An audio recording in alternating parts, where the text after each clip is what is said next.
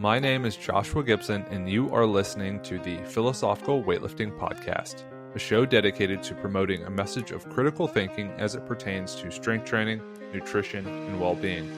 This is done through interviews with experts, high-level athletes, coaches, and people heavily involved in strength sports and athletic development. Pull up a chair, grab a coffee, and let's get on to today's podcast.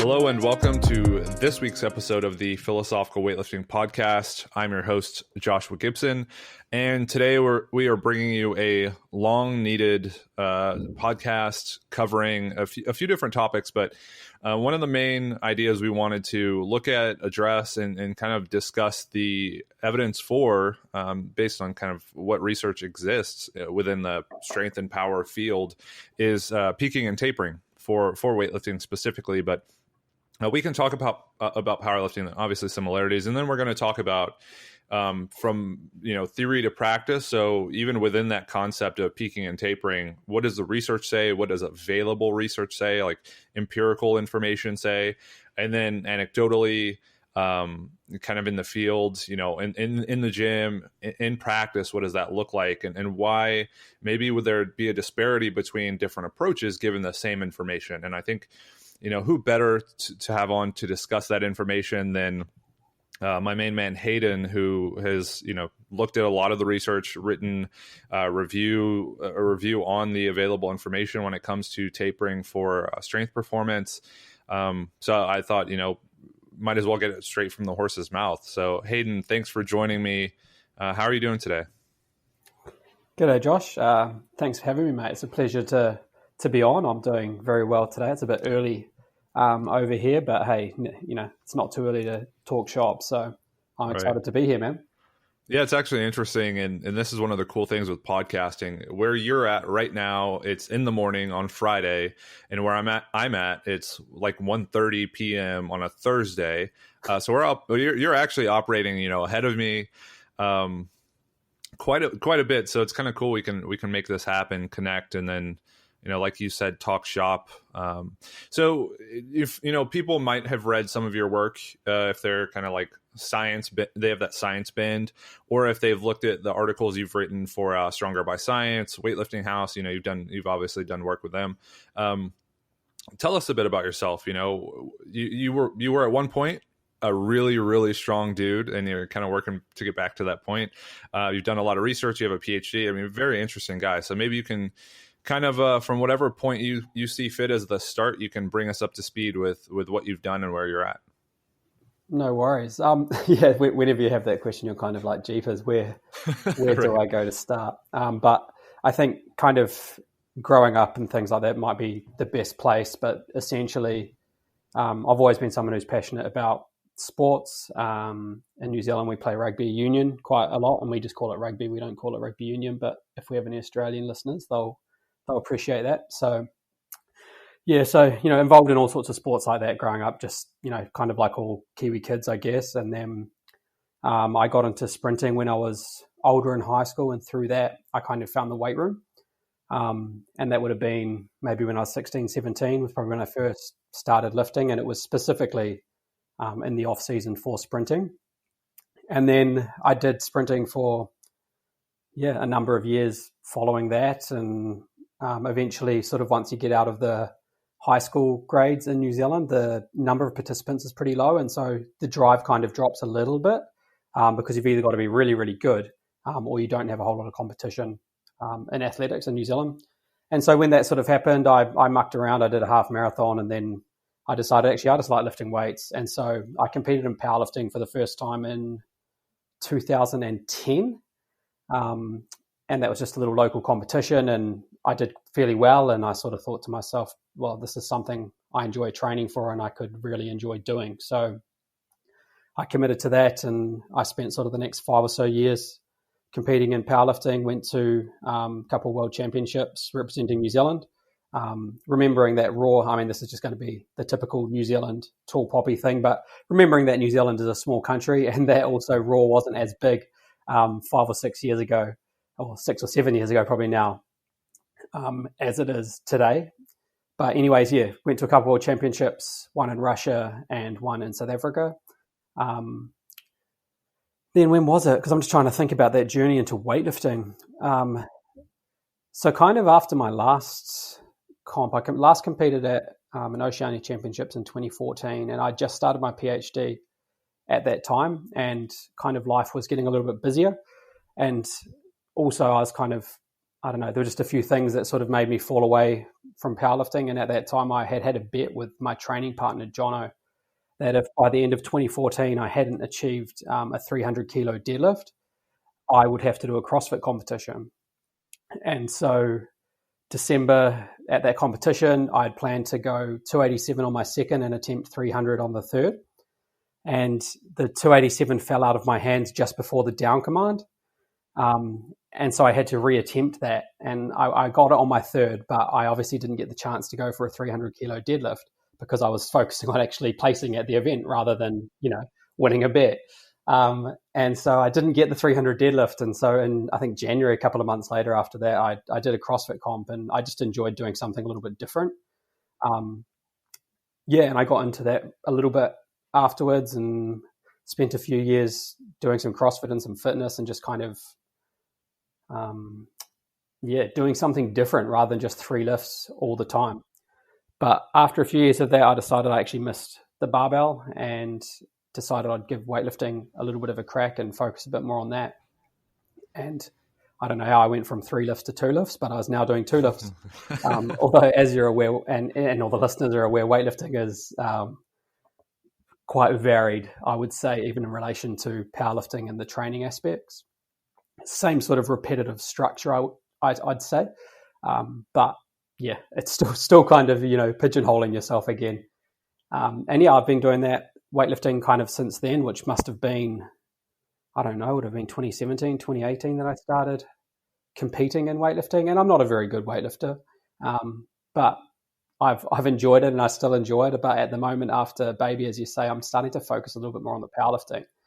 But within that, so from that 2014 era where my kind of training focus shifted because of other constraints, I started a PhD, and I had had a few different ideas floating around in my head about the topics I wanted to study, because I was a lecturer at UCOL in Palmerston North. The sports stuff I mentioned at the start, that kind of, I guess I forgot to carry on with that, but I focused more on the competitive side. But because of that, I was always quite an inquisitive person, and I still like to ask questions. And so that's what sort of led me to study sports science at university, because I liked sport, I liked science. I thought, hey, why not combine these two things and look at physiology and look at all these sort of things surrounding sport, how the body adapts to exercise. And that's what led me to study that stuff. And then I did my honors after my degree. And then, a few years of working later, came back and found a job that was in academia and had the scope to do research on the side. And I thought, man, I'd love to get this PhD knocked out, because it was always something that kind of interested me anyway. Mm-hmm. I looked into some topics for that. Are you okay with me just spitballing like this? It's fine. Yeah, that's fine. The only question I had, I obviously have a lot of questions, just because, when you podcast, you try to kind of develop them as the conversation goes. But your experience competing at Worlds, I'm just kind of interested in hearing what that was like and how it changed. Obviously, a lot of high-level coaches and athletes talk about going to these major competitions, seeing the way other countries do things, seeing the way other coaches handle their lifters, how the lifters, warm up, how they prepare, the days before, days after, all that stuff. And that kind of influences the training process for the individual who sees it. Did you have any of those moments at Worlds where it was impactful in that way, and that it kind of opened your eyes to different ways of doing things or managing your training? Or was it just an honor to kind of be on that platform with other people of that level? The moment that instantly comes to my mind, because we're talking about tapering in this aspect, was so in Russia. We were in this as soon as you start talking about Russian stories so in Russia we're in this little town called Suzdal, and the venue that we had, it was like a hotel connected to sort of a theatre-y type thing, and they had set the warm-up area within sort of the open atrium type area down there. But sort of two levels up, I think it was, there was another training area that you could go to. And this was one of those things. So this was 2013, so I hadn't started my PhD research yet, but this is one of the things that kind of shaped my thoughts on intensity and tapering, I guess, to an extent. We were doing our lifts a few days out, me and Jono, and when we went up to the warm-up room, there were the Nauruan boys there, and you might have heard of Jezza Uepa. I'm not sure if you know who he is. Yeah. So we went upstairs and we were seeing the Nauruans are training over there, and we're doing our little easy lighter stuff in the corner sort of thing a few days out. And Jezza, whose competition must have been in, I don't know, 4 days from when he's doing his lifts. I can't remember what the weight was. I swear it was in excess of 300 kilos on a front squat. And he's just like, he's pretty much maxing out his front squat. And I'm thinking, man, this guy's competition's in a few days. Like, shouldn't he be recovering? Like, what's he doing? But I mean, it was just going up to a relatively heavy single, I would say. And the thing that always stood out to me was just like, I can't tell you the weight exactly, but I'm sure it was 300 plus kilos. He's a big boy, so it wouldn't be that surprising. And the Nauruans are they do a bit of weightlifting, and so I think the front squat always carried through to their training. Like, they'd always do front squats. But the fact that he was maxing it out, but then to me and Jono, who was sitting in the corner, after doing a little bit of lighter stuff, watching this guy, none of his training buddies even went near him during that lift. Like, everyone's just sitting on the chairs out the back, and I'm like, what if something goes wrong? Like, they're not even spotting this guy. I didn't know much about front squats at the time, but you're on the second or third story of this old, Eastern European building, and you kind of like, flip, if he drops this thing, like, are we all going to end up through on the bottom floor? But that moment sticks out to me from the Russian one. Was when Jezza was doing that, and we also saw him doing some relatively heavy back squats close to the competition as well. I can't remember what they were, but again, it was just the load that surprised me, because I was kind of like, man, we're a few days out from competition. And I remember talking to some of the Nauruan guys afterwards and asking them some questions around that, and a lot of it was the influence of weightlifting on their training in terms of the volume that the intensities and volumes they do closer to competitions, which it fascinated me at the time, because I'd come from an old school powerlifting background, and it was kind of like the last week before the competition is predominantly lower volume, lower intensity, and resting. And that was just the old school background. That might not have been everyone's background at the time, but that's what we had sort of thought, was openers about 7 days out, and then everything else after that is pretty light, and it's just for some movement. So yeah, that moment stands out for me as something about the training or tapering side that really sort of, that competition, I almost, challenged my mindset to an extent, I would say. Mm-hmm. Yeah. Well, I think it's interesting because you have, this competitive background, powerlifting, up to a high level, even if you're the worst on the world stage, you're still on the world stage. I mean, so I wasn't something the has worst. to be said for that. I wasn't the worst. There you go. I can tell you that. That's good. So that's good. So you're on a world stage, holding your own, and then you go to kind of study this concept of tapering for maximal strength performance, and you get to dive into what's available given kind of the constraints of the field on research and all the problems that people kind of understand with sports science research, whether it's the sample size or the training level of the sample participants, or it's kind of the length of this. Like there are a lot of limitations. So you looked back on what has been kind of carried out and executed in terms of looking at tapering for this performance. So for people who maybe haven't read that paper, which I'll link it in the description if they want to check it out. And we actually wrote an article that looked at that paper specifically, and then looked at research after the fact. So I can link both of those. But given what you ended up finding, did that also shape how you ended up, tapering from that point on? What was your kind of consensus of the available research looking at tapering for maximal strength? Yeah, it definitely had an impact. And if we're thinking about those timelines again, so I started studying towards my PhD in February 2014. I officially enrolled. Prior to that point, I'd already started doing a bit of reading, and as you're aware from doing a little bit of a review, there's very little studies that are looking at tapering for maximal strength, or especially tapering for maximal strength with a population who is well trained. You might have people that have a year or two of resistance training or are just active or play another sport, but a lot of those people aren't full on strength training, and so it's a different beast. And that's why whenever we look at research in this sort of a field, we can take stuff away from it, but you're always going to have to rely a little bit on your experience and the experience of others within the sport. And so in 2014, when I was reading and I realized there wasn't a heck of a lot, one of the things I sort of had to go to was the aerobic training literature, or the endurance training literature, because there was more there. There was a heap more done in that field. And the consensus kind of from that research was that the main emphasis is on reducing volume, and we should be keeping intensity fairly high.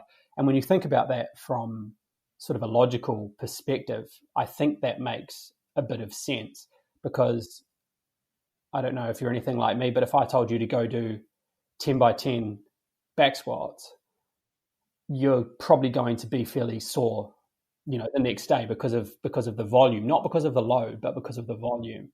Whereas if I tell you to work up to a heavy single squat today, you're probably not going to feel too bad tomorrow. Maybe if I make you do 100 heavy singles, yeah, that's going to be a different story. But if you build up to one heavy single, you've got the intensity stimulus of training, but you haven't had that really high volume stimulus. And that for me it made logical sense, even when I took that kind of consensus from the endurance training literature and carried it across to the strength side. It made sense. And so early on in 2014, I think this was before I was officially enrolled, or maybe just after, but it was when I'd been doing all this reading. I had been doing training, and this is just a random block of training we'd done, where I'd do back squat on Monday, front squat Tuesday, back squat Wednesday, front squat Thursday, back squat Friday. Sounds ridiculous, but there was management of the training load within that. And we'd sort of build up to, a set at an RPE 9 or an RPE 8 at, whatever repetition range it was, depending on the day of the week. And then we would do some back off sets. And I'd arrange the training that every 3 weeks we would have back off volume. And then in the fourth week, we would just take away the backup volume and just back off volume and just do the top set. And we were doing this across the board as well. There was some upper body stuff, obviously, in there. As a powerlifter, I'm not just going to squat. But we did that, and I think it was on the Thursday or something, I decided I was going to do a meet on the Saturday, and this was on the week 4. So you can imagine, Monday had been built up to my set, Tuesday was built up to my set, and so on. And that competition was one of the best competitions I ever did in terms of, progression of my results. I had a little injury prior to that, but it went really well. And for me, I was kind of like, I've been reading this stuff about endurance, about intensity being important and taking away volume. I've just had this sort of personal experience where I have taken away volume, maintained the intensity without any of those back offs, and things went really well. And I felt pretty good on the day. Nothing else really about my training changed. The exercises included stayed the same. The rep ranges stayed the same, but the intensity didn't decrease, but the volume decreased. Yeah. And given that you were doing, back and front squat, what were the rep ranges each day? I would have to, I do actually have something saved. I don't think it's about the rep ranges, but it's about the total volume in that. Mm-hmm. Just give me, because back in the day when I was doing these things, when I was training like that, I used to keep training logs on forums. Back when forums were a thing. Yeah. They might still be a thing. But back when forums were a thing, that was how I logged all of my training. And I've just realized this week I tried to find one of those forums, and it's just completely disappeared. And so I'm like, bugger it, all my training I had saved is now gone. So back your training up, people. Back your training logs up, people. That's kind of the take home from today. I'll just jump into this presentation and I'll Yeah, no worries. just double check. But I know, I don't think I put in here the actual rep ranges that I had used, but I do know that I talked about the change in volume. So where was it here? So the volume went from, oh man, that's so fuzzy. Looks like around about 25 ton, just over 25 ton of training volume a week, dropped all the way down to 5,000. Oh, wow. 5 ton that week. So essentially, what's that? 20 under 20%? 20%? Yeah. So essentially a drop in volume of 80%, and the relative intensity, because the back offsets were gone, went up. The top intensity obviously stayed about the same, but the average intensity for that week says 92%. Yeah, so must have been singles, doubles, triples type ranges, I would have thought, to be 92%. So anyway, it was heavy, and it was really bizarre because that meet, like I went 9 from 9, and I had never gone 9 from 9. I guess there's also probably the element, and I'm always the person that's going to put the caveats in here, but there's also the fact that I hadn't taken it super seriously. So mentally I was a little bit more relaxed going into it, which I think sometimes works for me. But yeah, I got a PB squat, a PB deadlift, and a PB total, and equaled my PB bench press without planning to even compete in that meet. Yeah. And so that suddenly changed my whole perception of how we taper, because I'm like, I didn't do the traditional have lots of rest thing. I trained pretty hard the whole week. I had the Friday off, but I still built up to relatively heavy efforts each time. There might have been RP 8s to 9s, but they were still heavy. So yeah, it was bizarre, just to have that experience and to sort of be like, right, I'm reading this, I'm just going to try it, I'm just going to go for it. Someone asked, do you want to come down to this meet on Saturday? It's like, well, okay, why not? Let's have a go. And everything went real well. But yeah, I mean, that's in the context of after a little bit of an injury coming back, but still a PB squat, PB deadlift. I'm not going to complain about that as a higher level lifter as well. Yeah, I mean, the tricky thing is I hear that and I start wondering like the role of training volume in kind of improving performance, right? And you obviously have that model where it's some of the training or majority of the training, kind of depending on how you look at things, either focuses on building bigger muscles or just kind of sustaining enough work so that you can tolerate the training without experiencing those injuries due to any like fluctuations. Did that also change the way you view volume in training, just from like a more general perspective, not just when tapering for a meet? I don't think so. I think I've always probably been someone who hasn't trained with super high loads. Super high volumes. But so I don't think it made a massive change in how I approach volume in my training, but it did make a bit of a change in how I approach volume when I'm peaking or when I've got a competition coming up, for sure. So I don't think I change, the number of back offsets that I tend to do or the number of exercises I tend to do. That's probably something I've more tinkered with nowadays because of time constraints rather than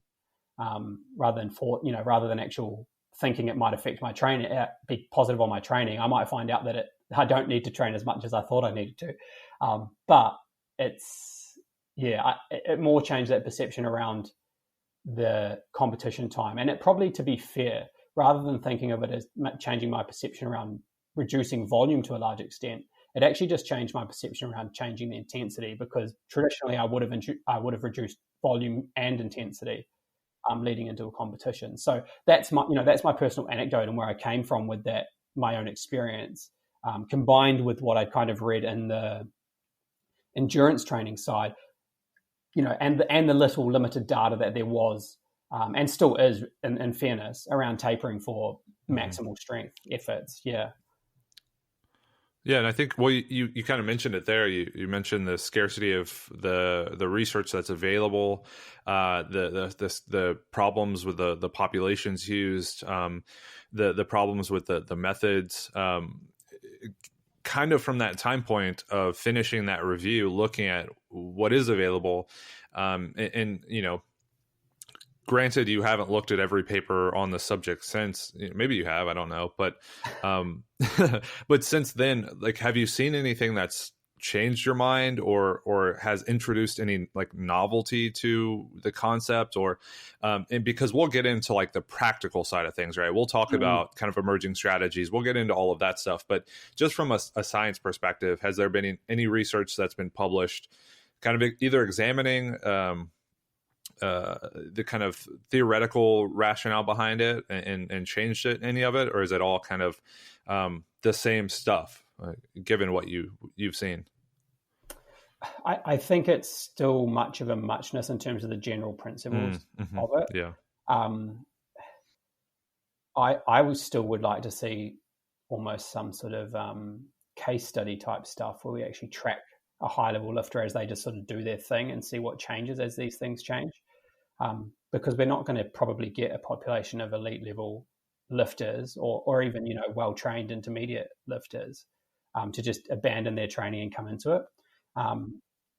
I do know that there is, there's some stuff going on, but it's not, it still hasn't sort of showed a different picture, which I guess is what you're asking, really. Like, I don't think we're seeing anything that says you should increase your volume before,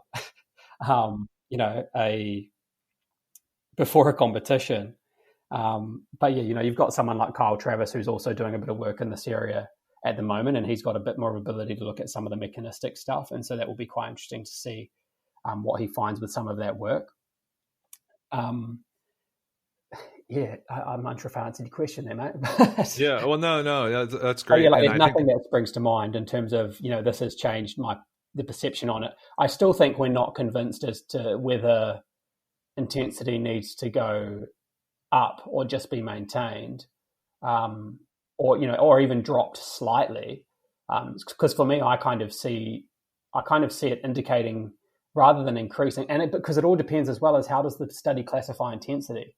Because in my studies, I used a relative intensity, which meant that although the relative intensity went up by, I think it was 5% in my increase study, in fairness, the intensity on the bar might have only gone up by a couple of percent points because it was looking at all the training from the week, sets, reps, that total volume divided by the number of reps rather than actually what was your top set. And so I think that would be a different way to approach it and a different way to look at it. And maybe that's something I should have changed in what I did, but it was kind of how I thought at the time made the most logical sense, because when we're talking about intensity, we're generally talking about the intensity overall of your training as a whole. Mm-hmm. Yeah, and given the work that Kyle is doing, and you're right, every time I think about Kyle, I kind of wonder if his name is Travis or Kyle, what his last name is. But he's doing work out of ETSU looking at tapering, and you kind of mentioned it there. He's looking at more of the mechanistic side of things, and I think some of the theoretical mechanisms for the increase in performance would be. I think a paper by Bagley, could be wrong, but he talks about like the changes in energy within the muscle. A lot of people wonder if there's like a shift in fiber type, if there's some sort of like overshoot with type 2 fibers. And this is like theoretical stuff. But to your understanding, what are the proposed mechanisms for an increase in performance if we do see one, right? Given, say we have a perfect taper, what's the change that allows for that improvement in performance? I personally think that it's mainly just because we've reduced fatigue. But that could mean a lot of things. The word fatigue. I was going to say, what's fatigue? It's a very broad word. But like one of the changes that we tended to see in conjunction with the improvement in performance in our studies was the increase in a vertical jump, or in the flight time to contraction time of a vertical jump. So if we're thinking of flight time to contraction time, that's essentially how long you're spending in the air as opposed to spending on the ground producing the force. So you can imagine someone can be proposed to be or hypothesized to be, because we haven't measured it directly, but you can assume that if you're able to get the same amount of time in the air with less time on the ground, you're more efficient because you're producing that force in a short amount of time. And we normally saw changes in someone's, in the vertical jump aspect of that. And so I kind of think if your jump's going up, you're probably more efficient. I don't recall if we saw the changes in the flight time to contraction time within the studies because we had a bit of variability in that data, which meant we couldn't really. Oh no, maybe that wasn't where the variability was. Anyways, I could go back and look at that. For those of you who are listening and like, man, this guy's meant to be a scientist. I've actually recently left academia, and so my mind isn't as fresh on these studies as it used to be. But from my understanding, that neuromuscular side tends to be the thing. Like, if we're able to produce the force efficiently and effectively, and there's not this carryover or holding on to fatigue from previous training, then I kind of think that is going to impact things. So I look at that fitness fatigue model as kind of explaining our tapering. And for those of you who aren't sure on what the fitness fatigue model is, essentially, if I get you to do a training today, what follows that are proposed to be, or in the model, it represents this as a positive after effect and a negative after effect. So a positive after effect might be any of the adaptations that come with it. So that could be, motor unit synchronization. That could be something to do with the skills. That could be something to do with hypertrophy, whatever that thing is that you're training. And then if we're looking at the other side of that, there's these negative after effects, which are our fatigue. So that could be things like our muscle damage. That could be some sort of impairment in the nerve signaling or those types of things. And after a training session, what they and theorize happens is that the negative after effects, they hit you pretty strong initially, but then they also fade very quickly. Whereas when we think about the fitness after effects, those will tend to, they come on a little bit more slowly. So they take a while to happen, which makes sense because you have to make changes to the, potentially to the structure or to the system. But then we tend to hold on to those a little bit longer. So what happens is if we have a training stimulus today, you might be a bit sore tomorrow and be performing worse. But a few days later, after that soreness or that damage has subsided, that newfound fitness is able to be expressed, which means the performance initially dips after a training session, and then it should, in theory, depending on your training level, supercompensate, which means you end up a little bit, and for an elite lifter that might be 0.00 whatever percent better, but you are slightly better, and doing that over and over again is in theory what leads to an improvement in performance. And so tapering, in my mind, is how are we best able to mitigate or minimize the fatigue after effects, but maximize the fitness after effects or hold on to the fitness after effects? Because I don't believe that in a taper, whether that's, if it's a week or 2 weeks or whatever, I don't think that we're getting a much higher level of fitness. I just think we're getting a smaller level of fatigue, which means we can express the fitness better. But yeah, I mean, there's a whole thing about there is, what is fatigue? But I don't know. I think if you think about one training session and you think about if I tried to make you do that exact same training session tomorrow, if there was a considerable amount of volume in that, I don't think you're going to be able to perform to the same level. But if I tell you to do that 5 days later, you may well be able to.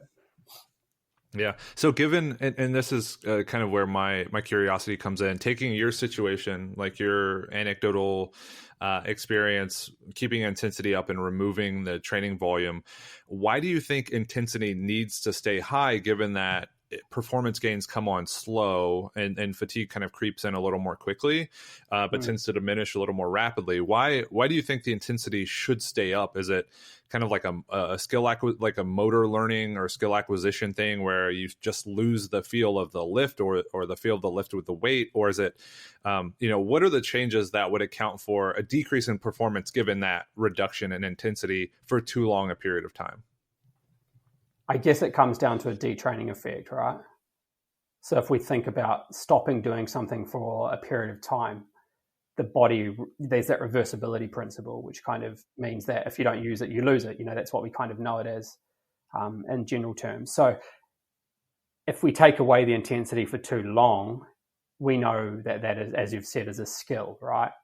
And it's also a stimulus that impacts upon your system. And so if I don't do anything heavy for me, I'm talking for me as in for the individual, not for me personally. This is like a thing, like, if someone doesn't train with any relatively heavy weight, that heavier weight is going to feel different, as you say, but also the body isn't accustomed to performing that. And so that's where that detraining effect in my mind could come in. So it's not that we're improving the neuromuscular system or anything.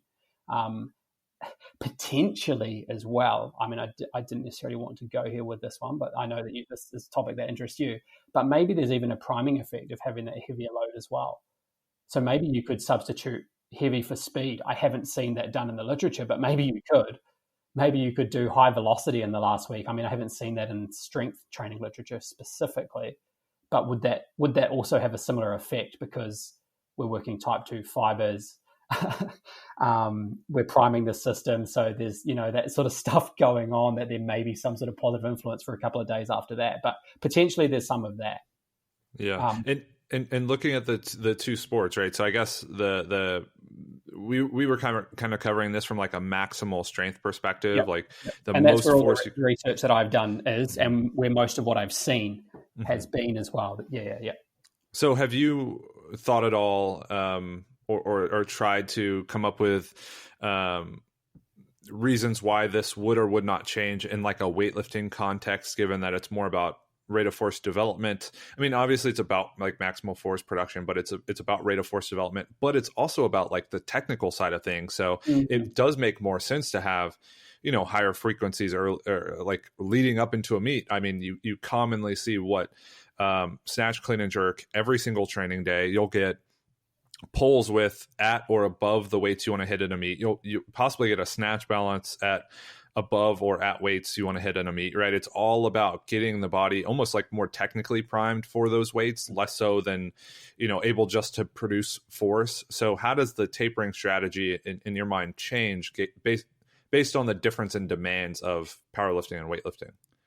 Yeah, well, I guess you're almost tapering for power then, aren't you, rather than pure strength? Like, yes, there's a hell of a lot of strength. I'm not taking that away, but relatively compared to someone who just has to squat maximally, you're really trying to taper a little bit more for power. So, but then there's that whole skill element, and that's where the sport is so interesting. It's because you have to be strong, you have to be powerful, you have to be fast, but you also have to be extremely technical. And that's a real intricate balance. And I think it's one of the reasons I find the sport so fascinating. But in my mind, if we think that endurance training also has at or above race intensities the week of, if we're thinking of a long distance runner or something like that, they're going to run at race pace that week, which is probably the equivalent you can kind of think of as, going for a heavy single. Might not be maximal because they're not going out and doing, 100-meter sprints. They're going out and do something that is relevant. So for me, that kind of makes me think, well, as a weightlifter, I'm probably not going to be maxing out my squat that week, right? Because that's not necessarily race intensity, so to speak. But I might be still doing relatively heavy singles, or as you've mentioned there, we can do things like pulls that are heavy or even above that. But that psychological aspect comes into play here a lot. And I think that's one thing that we probably, as a scientific community, haven't probably nailed with this stuff as well. We haven't probably even asked enough questions. Like we've done studies that are to do with the tapering aspects in terms of asking questions around what people do and why they do it, but we haven't really asked about that psychological reason. And I guess that's where some of these individual lifter things might be really, really important, because how you find a single above 90% and how I find a single above 90% might be very, very different in terms of mentally what that takes out of me.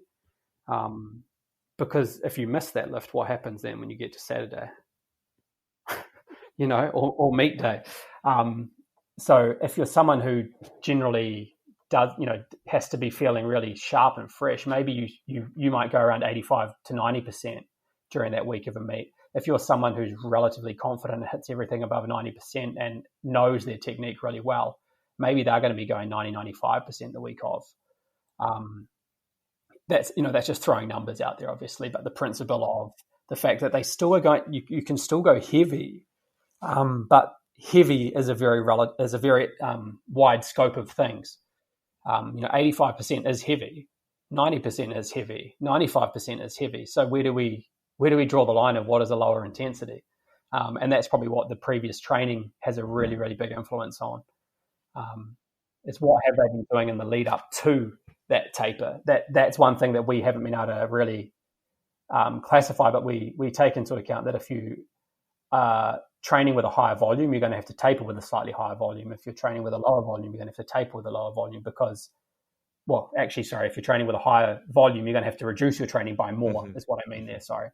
Yeah. Well, I mean, and I think part of it is just the constraints of the countries we live in, right? So you live in New Zealand, I live in the US, and training is handled much differently in these countries, right? So in the US, it's decentralized.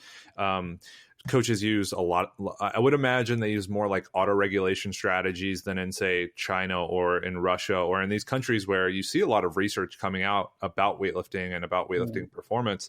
And when you have everything so much more tightly controlled, I imagine it's easier to mark changes. So in the lead up, if you have certain sets and reps, certain amounts of work done, and you're tracking tonnage and all these different metrics, it makes more sense to kind of track changes and try and draw relationships. But in the US, when you have some people using RP for weightlifting, which isn't even I don't even know if that's been an established thing in terms of just, if I tell you an RP 8 for a snatch, that means something different to every single person who hears it. But then you'll have other coaches, maybe like a Sean Waxman, who programs the percentage down, to the single exercise all the way through, from the blocks more focused on kind of like a general development all the way until a peak. You're seeing the exact weight you should be lifting. And I think those disparities make it hard to track just for what you said, right? Someone who trains with infrequent exposure to the competition lifts handle misses differently than someone who's on, what an old school like Glenn Pinlay style program would be, where they were taking everything to a max and you're always handling those weights and you're getting familiar with them, and you can miss a weight 6 times, make it on the 7th, and it's like a good training day. So I think the disparity just in training styles between clubs and coaches and athletes, it would make it hard to get some consistency within a population. So I don't even know where you would begin to test any causal relationships between, percentages or frequency. I think as well, and this is one of the things, I'm always someone who likes to keep things relatively simple. This is where I think it's more important to take the principles than it is to take any specific prescription. There's the principles that we say around training, which is you have to be lifting relatively heavy, relatively often for moderate to low reps, right? If you want to get bigger, you need to do a bit more training volume, and you need to do, those types of things. But with the tapering, our principles essentially because I could give you a tapering outline for a week and it might go really well for you and it might go really, really poor for someone else. But if we take away the principle of the fact that generally what we're mainly focusing on is trying to reduce fatigue, we know that generally volume drives more fatigue than intensity. We also know that for whether you're a powerlifter or a weightlifter, the specific thing for you is a 1RM in that specific activity. So the thing that I want you to do, if I'm wanting you to be most specific, is that lift, right? So intensity is more appropriate, or higher intensity is more appropriate to be a specific training stimulus for that specific movement, right? Volume is not. So I can kind of take away a bit of the training volume, and I would expect that you maintain the fitness for that lift, right? But whether I prescribe you 90% or whether I prescribe you 95% the week of a meet or 2 weeks before a meet, that's the part that I need to know my athlete and I need to individualize. That's kind of how I view it, is there's a general principle here, which means that probably don't go training with 50% of your max the week of a competition or week. That's probably not the best move. Should you train with 85? Maybe. Should you train with 90? Maybe. Should you train with 95? Maybe. Should you go Bulgarian and max out every week? Probably not. But if you've been training that way before, maybe. That's the part where we have these principles of training and we have these things, and we've got to remember that although we could get into nitty gritty and say maybe this exercise is slightly better than that exercise, to be honest, it's going to depend. What have you done the week before? What have you done the training weeks before that? What is the thing that you're currently accustomed to doing? Because if I take too much away, maybe you actually perform poorly. And I guess that's where this emerging strategies idea could potentially fit in here. But that's the thing for me, is don't get so hung up on having to have a specific prescription for that tapering week. Just remember the principles, try something. Did it work for you? Maybe, maybe not. Well, maybe alter it slightly. Did that work better? Yes. Okay, maybe stick to that. Like that's kind of how I view this. Like there isn't a one size fits all model. And even when I say, when you taper, reduce volume and, increase intensity or maintain intensity, like for you, maintaining intensity could actually be a slight reduction. For me, it could be a slight increase. But you've got to tinker with those things a little bit yourself, because tapering is such an individualized thing. But then even your training before that taper will influence how you should taper. So it's not always going to be identical. But yeah, you get what I'm saying? Yeah. Well, it's so there are a couple like points. One, there's the variation is from, on one end you have Mike T and emerging strategies where it's take a day or two off, extra rest before a meet and just train as normal. And that's that's like almost the minimalistic approach where you're just saying, I need to just skim off some noise. I need to take away as little, as much noise as I possibly can with the smallest amount of change to training, just to get that consistency and response. And I think, Glenn Pinlay said something a while back with respect to tapering. It's not about getting this huge increase or getting wildly massive PRs. It's more so just having more consistency and predictability in your training. So maybe the month before or 2 months before, it's like you can hit 95% one day, you can hit 85% one day, you can PR one day, you come in the next day, you feel like trash. It's more so just like, again, removing noise. It's kind of layering off noise to get a consistent response, where on meet day, you can go in, you could put a bigger total up, not necessarily bigger lifts. It's just like a PR total or some lifts that are big enough to get on the podium. And then you have like more what I would think of as like classical approaches, where it's, an overreach, a month out, and a whittling away and very specific changes and more dramatic changes. And what I found is it harkens back to your point of not trying to fit a square peg into a round hole. So don't say I've been training with a frequency of 2 times per week for each exercise, but I know for a peak or a taper, I should go to 5 times a week. So I'm just going to immediately bump it up. It's like, if it's worked and you believe in it, as hard as it is, don't change it that much. Like, don't overhaul everything. And that's one thing that's really tough. Just from the outside in, like I'll have people who maybe squat, bench, and deadlift twice a week, and it's coming up to meet month or meet week, and you're like, okay, maybe they should get more exposure. They need to be used to doing all 3 lifts in the same day. And maybe that's the case, but also if it's been working really well, I don't like you're almost putting more on the line for a smaller gain and a bigger loss than anything else. I'm not sure how you say all that, and I'm thinking I've got a competition coming up in March, and I'm thinking like I'm going to do it, 4 or so weeks after now, and then I'm going to do another 4-week block. And already in my brain, I'm like, right, the Saturday session that week needs to be a squat, bench, and dead, because it needs to be specific to my comp. Right. Like I listen to you say that, I'm like, yeah, I agree, and I'm like, yeah, but right. Squat, bench, deadlift on Saturday. Yeah. No, Training be going really well, but I need to do SBD on Saturday. Yep. No, I get that. That's the same like position I'll get into, where it's PR, and it's like, okay, now we have to overhaul everything because it's almost the time of the meet. So we need to adopt that very common approach where it's SBD once or twice a week. More frequent, more specific, but that's almost a hard kind of position to pull yourself out of.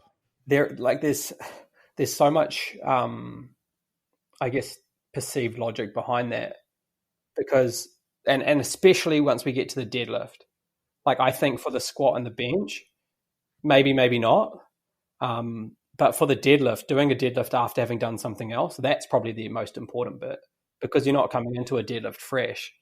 So whether you need to do squat and bench before the deadlift, or whether you just need to do something before the deadlift to have that little bit of an understanding of how the body's going to feel, I'm not sure. But and also you got to remember, you're doing 6 lifts before the deadlift. You're not doing a full training session. So like when you go into a squat, bench, deadlift day, maybe that needs to be a low volume day as well, because you're not going to go do 5x5 squat, 5x5 bench, and then do your deadlift session, obviously that's going to feel bad, and you're going to have been in the gym for about 4 hours, so it's not worth it.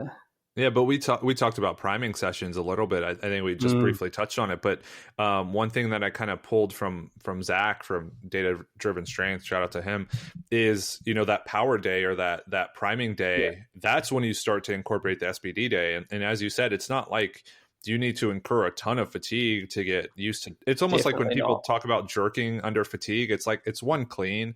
And I get if you're really weak, it might be tough, but like, I don't need to do 5 front squats and a jerk just to make sure I have it in the tank. Like if it's just not that 5 cleans, 1 jerk, right? Right. Yeah, it's just not that extreme, and maybe it's a good training like it's a good training tool and it gets you a robust response, but it's not that serious. So I think just having it in the back of your mind that, hey, I can go through all this and be okay, I feel fine. It's more so managing emotions and expectations at that point, like not blowing yourself out on the squat, taking a third that's a grinder, and you like wreck your lower back and get super, super tired after that. And I think that's a really interesting thing with all of this stuff is like, we have to remember that aspect of the lifter being an individual, being a human with emotions and all of these things. And whenever we look at, data on paper, we look at an average as well. Like there are people who respond better and people who respond worse. And so that's why I think it is so important when we look at a principle. Yes, that is the general principle that works for most people. But you might not be that person. So try that first. And if you find a really poor response, then try something different. Like, don't be afraid to give something else a nudge. But don't stray away from what we know works in general straight off the bat. Like, don't go thinking, oh, I'm a special snowflake, I need to do something different. Like, you might need to, but try what people try what has been shown to work normally first, and then play with it and see what works. And the other interesting aspect of this is that how you taper for each lift could potentially be different. Like the tapering for a snatch might look different to the tapering for a clean and jerk. And we don't really know that yet because we haven't, mapped out the responses to these lifts in a tapering scenario. Like we haven't looked at the time course of adaptation from, say, a deadlift as opposed to a squat. Like we just haven't really got really clear, good data that shows you do need to taper longer for a deadlift versus a squat. Most people perceive that the deadlift fatigues them more. But, one of my co-supervisors, my PhD, Dr. Matt Barnes, he did some research where there was a whole bunch of, I think it was doubles at 90%. It was the most horrendous study to be involved in. I can't remember how many sets it was, but it was a lot of sets at 90% on a squat and a lot of sets at 90% on a deadlift. It got to the stage where I couldn't even make the lifts anymore, and we had to lower the weight by 2% or something. And that was kind of the thing. But, there was so much in there. But yet we didn't see a difference in the central fatigue. And that's, I wasn't an author on that study. I shouldn't say we. He didn't see a decrease in central fatigue or a difference in the decrease in central fatigue, from the squat to the deadlift training, which for me was fascinating because, in my mind, the deadlift is more fatiguing, 100%. Like in my mind, that's what it is. But that data didn't demonstrate that to be the case. There didn't appear to be, a difference between the central fatigue effects of those two things. So yes, and I say that and now I'm like, yes, there's going to be differences between lifts and how you taper, because everyone will have a unique response to their squat, their bench, and their deadlift. For instance, for me, I always found I could train a higher intensity on the bench press, 3 times a week, maybe even sometimes up to 4 times a week. Deadlift once or maybe twice, squat 2 or maybe 3. And those were the numbers of days per week of training that I just found worked really well for me. So other people think that they need a deadlift or find that they need to deadlift once every couple of weeks, to a relatively heavy. And that's all that they seem to be able to handle, and that's what they seem to respond to. So you do have to be willing to try different things, and trying these different things does carry through to your tapering as well. And that's the thing, it's going to look different, but what are the principles? Try the principles. Does the general principle work? If yes, beautiful. That's great for you. If it doesn't, that's when you need to tinker. That's when maybe you need to say, have I changed too far from what I'm doing in my training? Have I gone too heavy, and I'm not actually good with heavy. I don't like heavy. I prefer to go a little bit lighter, or maybe I need to go heavier. And you won't know until you play with that. So, yeah. Well, and the tough thing is a lot of this, and again, it comes back to your idea of, we're people with emotions, and we have beliefs about what's right and what's wrong, and we adamantly hold on to those beliefs even in the face of contradictory evidence. So you could very well you could have overwhelmingly convincing evidence that the deadlift is less fatiguing, like objective markers, and people will still be convinced that you're wrong. I mean, and maybe I'm wrong in saying that, but I feel it's almost dogma at this point. The deadlift is the most fatiguing, the squat is less so, and the bench is, way further down that. But even with that being said, just the difference in technique and the difference in strength levels. So if we're talking weightlifting again, like if someone has a massive front squat, I'm assuming they can handle clean and jerk training volume a little more effectively than someone who cleans their front squat and every rep is maximal and every rep is limit. The same with that made me laugh when you said about the clean front squat thing, clean and jerk thing, about doing a jerk on tired legs. I'm like, I don't think I've ever done a jerk in competition on tired legs or been fatigued, because the strength of my front squat far exceeds the strength of my clean. So I've never stood up a clean and be like, man, I'm tired. I don't think I'm going to make this jerk. I'll go out to do a clean and jerk, and I'll be like, am I going to make the jerk? Like, I'm not thinking about the clean. Like, I think one time I went out and I was so not thinking about the clean that I nearly missed it, because I just wasn't even like emphasizing it. Yeah. Well, and it's funny because I have the opposite issue where I can stand up a limit clean. Literally, if you blow on the bar, like if you blow downwards on the bar, I'll miss it during the stand up. But I can jerk 20 kilos over my best clean. So it's like, I don't know if you know Sean Rigsby is, but he like jerked 210 and his best clean and jerk's like 190, something like that. So like I could jerk my best clean and jerk cold if I really needed to, probably, and it would be embarrassing. But and I think that's what confounds this whole tapering process, or those changes. Because for you, maybe you can handle heavier clean and jerks up to the meet. That would keep you, more in tune with what it's going to feel like, gives you more practice. And then on meet day, it's like the same thing. Whereas for me, maybe I back off the cleans a little bit more. I don't need to jerk that much because it comes so naturally. And so it's not going to be an issue on the day at all anyway. Right, because you're not going to be having enough on your shoulder to throw it overhead with a struggle. So right. So that confounds things right away, even if we're lifting the exact same clean and jerk numbers. Yeah. I think that's where we can still take something away from that, though. Like if we're thinking of you doing that during a week, it probably means we don't want you to go near 100% of your clean and jerk, but it probably means you could still go, 90, 85%, at some stage during that 7 days, or even a couple of times. Because you're still going to be able to stand it up. It's still going to be fine. But now when we think about it, your jerk intensity might actually be down at 70%, which is probably relatively light. But then does that matter? It's not part of the competition really for you to have to jerk near 100%. Like, you're only going to be jerking 85, 90%. So because your clean limits you to that. Right. So, and I know before we started recording, you obviously we can go a little bit longer. We can go a little bit longer. Okay, awesome. So, so for people who aren't in academia and who are listening to this and are kind of wondering, you talking about first principles and operating from there, and then kind of figuring out what works. Like, what's the major takeaway from your, from start to present, your time in sport, your time in research, like knowing what you know? What are the major takeaways for anyone who's listening who coaches or competes? Keep good training records. Mm-hmm.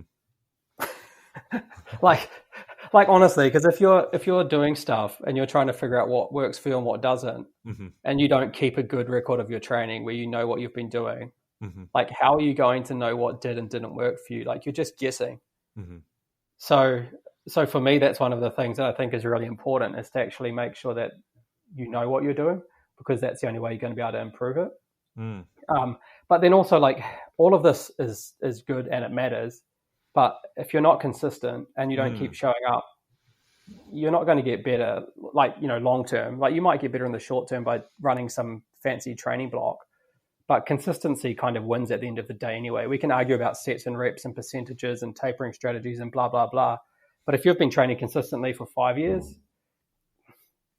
that's better than training really hard for one, I think I hope people just listen to that over and over again, because as a coach, you see a variety of commitment levels between athletes, what people can commit and what they can't, and what people are willing to do and what they're not. And nothing really wins out over like you said, consistent effort. I was going to say hard work, but it's not even about the work being necessarily hard. It's just being consistent and directed over time, right? Just doing something that leads into the next thing that makes sense, that leads into the last thing. And then you kind of see what the result was. You circle back around, you try something else. And, but you can't make any predictions, or you can't make any claims about the effectiveness if you haven't been able to do it because someone won't show up. So I just wanted to actually, because it was quite funny, and I know we're wrapping up, but we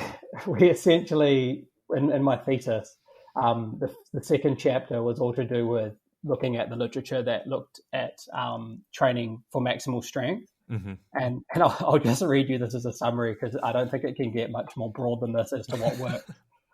This literature review has shown that to enhance maximal strength, there is a requirement for sufficient training to enhance cross-sectional area, as well as sufficient intensity to enhance the neuromuscular adaptations. Athletes who have strength trained for greater than 1 year generally require exposure to high intensities, greater than 80%, for multiple sets, 2 or more, at least 2 times per major muscle group per week.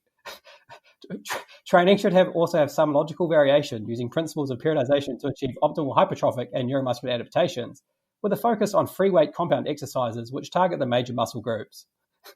Each of these specific aspects has been incorporated within the training programs. Oh, that's in the thesis. Like, honestly, man, like, if you're training for a long period of time, lift over 80% often, for a few sets, at least a couple of times a week. Mm-hmm. If you do that for a few years, it's not going to matter whether you did a 6-week training block that was 100% optimal. Like, it's all just going to come out in the wash, if you've been going for multiple years doing this stuff. Yeah. It's cool, and I love trying to figure out what things work the best. But at the end of the day, it's just being consistent for a long period of time. And that's why we see people that have been doing it for so long. You just look at them and you're like, how are you so strong? It's like, man, he's been training for 10 years. Right. Like, yeah. It's essentially what I say every time someone will have like a niggle or like an ache or something. They're like, how long is this going to last? And I'm like, dude, when it goes away, you'll forget it in a week, in 2 weeks, in a month. Like you'll be like, what little like tweak was that? Like, I don't even remember what happened. That's training. It's just like in a month from now, you won't really remember what you did. You'll just know this is kind of where I'm at. And you're like always kind of hyper-focused on the present. Yeah. So it doesn't really matter, a year ago really doesn't matter, as long as you're making consistent progress and showing up. But Hayden, for people who are interested, not only in checking out like the work I'm going to post down below, which is the review paper and whatever links I can find, but for your personal account, coaching, all that good stuff, this is your time to advertise yourself. You could pretty much just Instagram's where you want to go. At HJP Method. I'm not super active on there. I'll post, I'll repost lifters videos and things. Mm-hmm. My website is hjpmethod.com, which you'll also find links to all of the research articles and things that Josh is going to share. But yeah, those are kind of the two places, hjpmethod.com and then at hjpmethod on Instagram. As I say, I'm not super active on Instagram, but I try and post something a week. Awesome. Well, Hayden, I appreciate your time. And for everyone who's listening, as I always say, go review the podcast, leave a review, give us a certain number of stars, all of that good stuff. And we will catch you next time on the Philosophical Weightlifting Podcast.